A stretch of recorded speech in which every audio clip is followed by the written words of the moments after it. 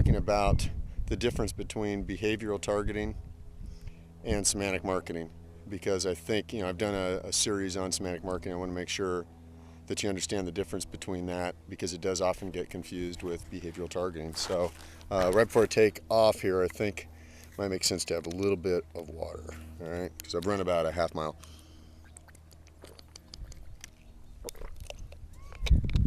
But I like to start this when I'm actually on the trail. So, behavioral targeting. This is mostly showing up in behavioral ad targeting networks. So, what's going on? One of the primary differentiators is with semantic marketing.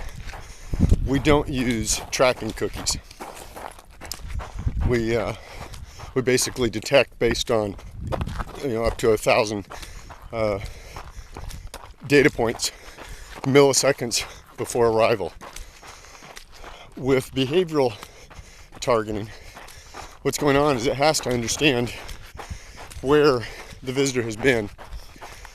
So if so it has tracking cookies.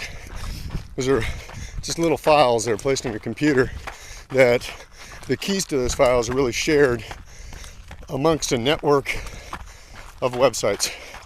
So an example of a behavioral targeting ad network would be DoubleClick, 24/7 Media, those kind of companies.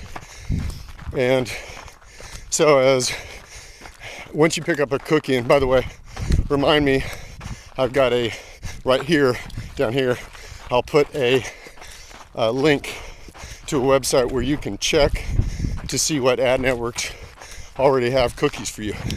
It's always interesting. When I first checked, I had, I think, 9 of the top 12 or 15 ad networks tracking me. Now, it'll give you the ability to turn it off. I didn't, because personally, I want my ads targeted toward me. I don't really need to see an ad about tampons. It's not something that makes sense for me. So I don't mind having that tracking. But let's focus on the tracking component of it. So this cookie has been shared across, a number of member websites in that network. It could be thousands. All right. Now, because it's a cookie, it's capable of tracking all of your behavior across that website. So every single page you visit is going into the algorithm that is trying to understand and get a beat on you as a customer, as a consumer out there. So here are some of the issues from a privacy advocacy standpoint. And the FTC is starting to get involved with investigations on this stuff. And the first argument I find pretty weak, I'll call it the narcissist. If you are cookied on an ad tracking network, even though it's pretty much anonymous, I don't know who you are, they just are starting to build a profile for whoever you are, right?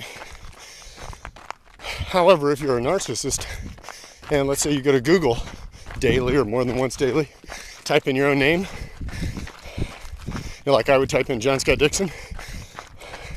Well, a couple days of following me, you're going to start to figure out that maybe I am John Scott Dixon.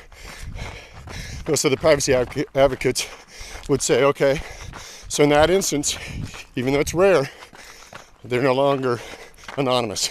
And you've combined behavioral data, what you're picking up in the tracking, with their personally identifiable information. Really weak, but it's one of the arguments. Another argument that has a little bit more weight from my perspective, and I did go to law school, I did pass the bar. I only practiced for about a year, but it's enough to understand this argument. So, if you're able to watch my activity across a wide variety of sites, it's possible for the FBI to subpoena that company subpoena DoubleClick, subpoena one of the partner websites, and determine if you've been on any web pages that say talk about Al-Qaeda. Okay, so now you've got a terrorist type of word. You may be a grad student studying terrorist behavior, or you could be a terrorist, right? But we're aware you've been to at least one page where that was mentioned. And what if we see that you've been on 10 pages? Again, you could be a research student. That could usher in a new era of McCarthyism. That is, I think, a decent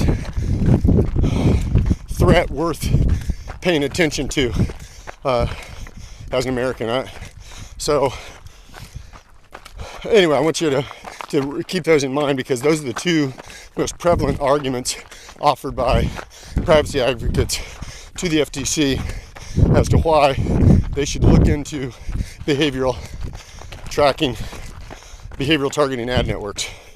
So, all right, so basically I think you got it. They follow you from website to website, and based on what you visit, they start to make a profile around who it is that you are, and then what they try to do is serve ads.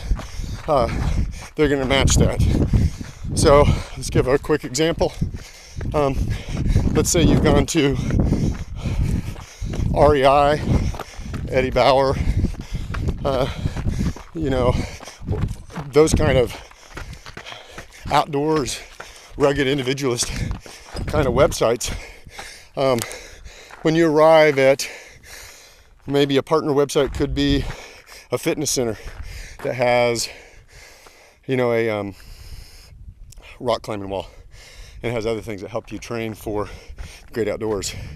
Or you show up to the Ford website, and let's say it's a partner. Now it knows, well, for instance, the example I gave you, it's serving up a Ford truck with an Eddie Bauer styling, might make a lot of sense for you. So that's the kind of stuff we're talking about with behavioral targeting. And again, so now I want to contrast it with the semantic marketing. I was going to pause and get a drink of water here. Allow me that. Actually, it doesn't feel like 110. So I think that was the projected height for today. It's probably 100, 106, 108, somewhere in that space. With my finely tuned instrument, I'm able to detect these things. So, again, semantic marketing is different in that there's no tracking.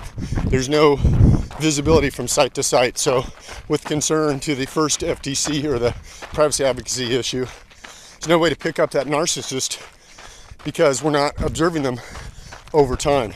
We're simply taking a snapshot the moment, just briefly, before they are delivered their first website from one of our client websites. The first web page. So if you followed me on that, I think I stumbled a little bit there. We're able to detect them just at the very moment that they've made a request to receive a web page from one of our client websites. So again, we wouldn't be able to pick up the narcissist. As it relates to the other more serious issue, we are not able to see all of the pages that they visit. With semantic marketing, we're simply looking at browser history, and we can't see the whole browser history. We can ask it questions. We can play Go Fish. So we can say, did you visit this particular web page? And we'll know that answer. That's the real difference between semantic marketing and behavioral targeting. I'll try to write more about that in the actual blog that accompanies this. And other than that, have a wonderful evening. If you want to learn more about me, semanticator.com. Look down here, I've spelled it out for you. Semanticator.com. This is Marketing on the Run, and tweet me, John Scott Dixon.